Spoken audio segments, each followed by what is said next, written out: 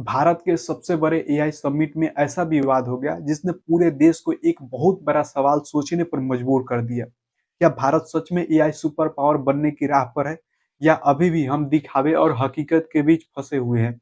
नई दिल्ली का भारत मंडपम, जहां दुनिया के बड़े बड़े टेक लीडर, सीईओ, मंत्री, वैज्ञानिक सब एक मंच पर मौजूद है। इवेंट का नाम है इंडिया एआई इम्पैक्ट समिट 2026। सरकार का दावा है कि भारत 2047 तक दुनिया के टॉप 3 एआई सुपर पावर बनेगा। लेकिन इसी समिट में एक ऐसा कांड हुआ जिसने पूरे इवेंट की दिशा ही बदल दी।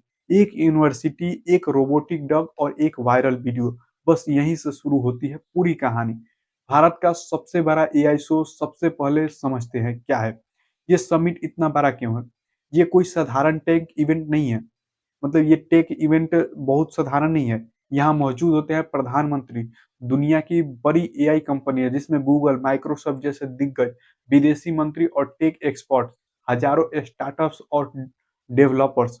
इतनी भीड़ है कि अगले 2 दिनों तक डेलीगेट्स की एंट्री तक सीमित कर दी गई है। प्रधानमंत्री खुद यहाँ के स्टेट गेट्स के लिए डिनर होस्ट कर रहे हैं। यानी ये सिर्फ टेक इवेंट नहीं है, ये भारत की टेक पावर का प्रदर्शन है। और इसी मंच पर हुआ सबसे बड़ा विवाद, जानते हैं? रोबोट डॉग का। रोबोट डॉग विवाद समिट में एक प्राइवेट यूनिवर्सिटी ने अपने स्टॉल पर, मतलब अपने एक दुकान पर एक रोबोट डॉग दिखाया।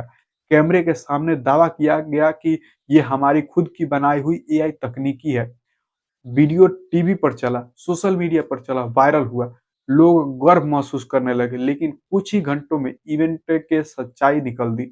मतलब ये रोबोट डॉग असल में चीन के कंपनी यूनिटरी रोबोट्स का नाम था। मतलब चीन के कंपनी द्वारा ये बनाया गया था, जिसका नाम था गो टू करके, जो दुनिया भर में रिसर्च और एजुकेशन में इस्तेमाल होता है। यानी जिसे भारतीय इनोवेशन बताया बताया जा रहा था, वो इम्पैक्ट प्रोडक्ट था। मतलब इम्पोर्टेड प्रोडक्ट था, मतलब दूसरे देश से मंगाया गया था, चाइना से मंगाया गया था। सरकार तुरंत एक्शन आई।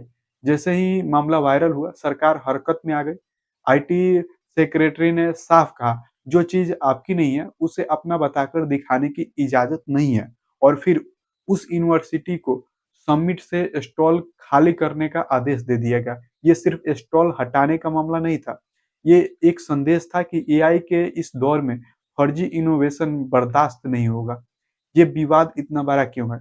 आप सोच रहे होंगे कि एक रोबोट डॉग ही तो था, इतना बड़ा मुद्दा क्यों बन गया? क्योंकि ये समिट भारत की एआई क्रिएटिविटी का प्रतीक है। मतलब ये हमारी साख का प्रतीक है। पूरी दुनिया देख रही है कि भारत एआई में कहाँ खड़ा है, और ऐसे समय पर अगर फेक इनोवेशन दिखे तो दुनिया क्या सोचेगी? यही कारण है कि सरकार ने तुरंत सख्त कदम उठाया। प्रधानमंत्री से लेकर, मतलब भारत के एआई का सपना, प्रधानमंत्री ने समिट में एक बड़ा बयान दे दिया। भारत के पास टैलेंट है और भारत एआई सुपर पावर बन सकता है, पर इस तरह से नहीं। इसमें लक्ष्य 1947 तक टॉप 3 एआई पावर का रखा गया है। 2030 तक आईटी सेक्टर का $400 बिलियन, ये छोटा लक्ष्य नहीं है। ये पूरी अर्थव्यवस्था बदलने वाला लक्ष्य है। नौकरी का खतरा, लेकिन इसी समिट में एक डरावनी चेतावनी भी है। कुछ एक्सपर्ट का कहना है कि 2030 तक एआई भारत के आईटी और बीपीओ सेक्टर को खत्म कर सकता है। सोचिए, भारत का सबसे बड़ा रोजगार सेक्टर जिसमें आईटी और बीपीओ यानी करोड़ों नौकरियां होता है, और उन एआई उन्हें रिप्लेस कर देगा, यानी पूरा खत्म कर देगा। अब बात करते हैं, नौकरी जाएगी या बदलेगी? लेकिन दूसरी तरफ टेक कंपनियां कह रही है कि एआई नौकरी खत्म नहीं करेगी, नौकरी बदल देगा। मतलब पहले 10 लोग जो काम करते थे, अब वही काम 2 लोग एआई से करेंगे। बाकी 8 लोग उन्हें नई स्किल्स सीखनी होंगी। यही कारण है कि समिट में सबसे ज्यादा जोर दिया गया एआई स्किल्स पर। मतलब सबसे बड़ा मैसेज, एक्सपर्ट्स का क्या कहना है? अगले 3 साल में एआई की ग्रोथ 1000% होगी, मतलब 1000x तक बढ़ेगा। जो बदलाव 20 साल में आते थे, अब वो 3 साल में आएंगे। इसका मतलब क्या है? फ्यूचर बहुत तेजी से आने वाला है। और मतलब एआई अब सरकार का सबसे बड़ा प्लान हो जाता है। भारत अपना एआई बनाएगा। नाम नाम इसका मतलब सोवेर्जन एआई करके नाम है। मतलब भारत का अपना एआई होगा। भारत का डेटा भारत के नियम से चलेगा। क्यों? क्योंकि AI is equal to power. जिसके पास एआई है उसके पास भविष्य है। दुनिया का पैसा भारत में कैसे आएगा? दुनिया की बड़ी कंपनियाँ अब भारत में निवेश कर रही है, एआई डेटा सेंटर्स बना रही है और भारतीय का डेटा इकट्ठा कर रही है और यहाँ पर पायलट प्रोजेक्ट लॉन्च कर रही है ताकि यहाँ से ही यहाँ पे जनसंख्या बहुत है और यहाँ से पायलट प्रोजेक्ट्स के माध्यम से पूरे दुनिया में फैला सकती है।